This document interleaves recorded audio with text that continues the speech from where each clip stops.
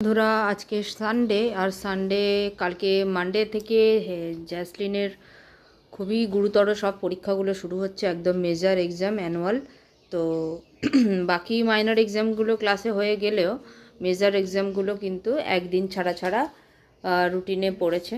তো কালকে হচ্ছে ইংলিশ লিটারেচার, তো পড়ছে সকাল থেকেই। ও পড়ছে, আমিও আমার কাজে ব্যস্ত। যেটুকু সময় দেওয়া দরকার সেটুকুও আমি দিতে পারছি না, ঘরেরও কাজ রয়েছে। তাও আমার বাচ্চাটাকে অনেক ভালো বলতে হয় যে ও নিজে নিজেই পড়াশোনা করছে, কোথাও কোনো অসুবিধা হলে ছুটে ছুটে আমার কাছে গিয়ে জেনে আসছে। তো এখন আমি ওকে একটা কবিতা লিখতে দিয়েছি, ইংলিশ পোয়েম, সেটাই ও লিখছে। আর এদিকে আমি ঘরের বাকি কাজগুলো করে নিচ্ছি। দেখো, এদিকে আমার রান্না কমপ্লিট হয়ে গেছে। আজকে খুব চটজলদি যেগুলো হয়ে যাবে সেগুলো করেছি। কোনো খাওয়ায় কোনো রাজকীয়তা আজকে কোনো আমি রাখিনি, স্পেশাল কিচ্ছু রাখিনি। একটু বেগুন ছিল, বেগুনটা পুড়িয়ে নিয়েছি। এটা জ্যাসলিন খাবে না, এটা আমি খাবো। বেগুনটা মাখবো, শুকনো লঙ্কা পুড়িয়ে নিয়েছি। এদিকে হয়ে গেছে গরম ভাত, আর এদিকে হয়েছে জ্যাসলিনের প্রিয় টমেটোর ডাল। ওদিকে পেঁয়াজ আর ধনেপাতা ভিজিয়ে রেখেছি, ওগুলো কুচি করে কেটে বেগুনটার সাথে মেখে নেব।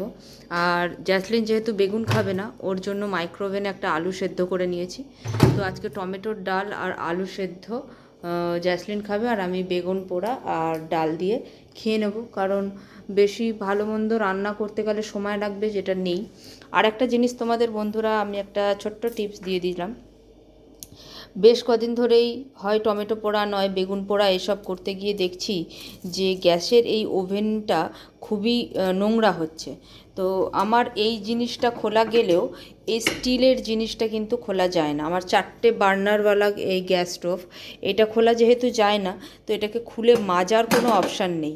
তাই জন্য আমি ঠিক করলাম যে যে কোনো একটাতে সিলভার ফয়েল আমি ফিক্সড করে দিই। সিলভার ফয়েলটা লাগিয়ে দিলে যা ওইগুলো পোড়াতে গিয়ে যে রস বা যেগুলো পড়ে সেগুলো এই ফয়েলের উপরেই পড়বে, তাহলে আর আমার এই জিনিসটা বেশি নোংরা হবে না।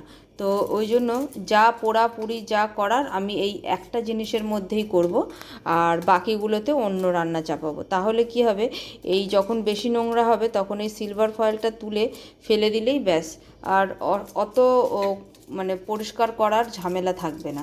এমনিতে ভীষণই সময় কম এখন, একা হাতে যেটা চটজলদি হবে সেটার কথা ভেবেই এটা করে নিয়েছি। আজকে আর কাচাকুচি কিচ্ছু করিনি, গতকাল শনিবারই সমস্ত কাচাকুচি সমস্ত কিছু করে নিয়েছি। আজকে একটু রিফিলিং করেছি, নুনটা শেষ হয়ে গেছিলো তাই নুনটা ঢেলে নিয়েছি। আর তেলটা, সর্ষের তেলটা কেটেছি, এটাকে এখনও ঢালার টাইম হয়নি। অ্যাকচুয়ালি দুটোতেই তেল ভরা, আর তৃতীয় কোনো কন্টেন্ট নেই আমার কাছে কন্টেনার। এটা হচ্ছে মাস্টার অয়েল ঢালারই, কিন্তু এটাতে আমি রাইস ব্রাইন অয়েল ঢেলেছিলাম বলে এটা এখনও এতটুকু আছে। আর এটা সূর্যমুখী তেল বা সানফ্লাওয়ার অয়েল, তো ওই দুটো ভর্তি বলে এইটা এখনও এর মধ্যে রয়েছে, এটা পরে ঢালবো।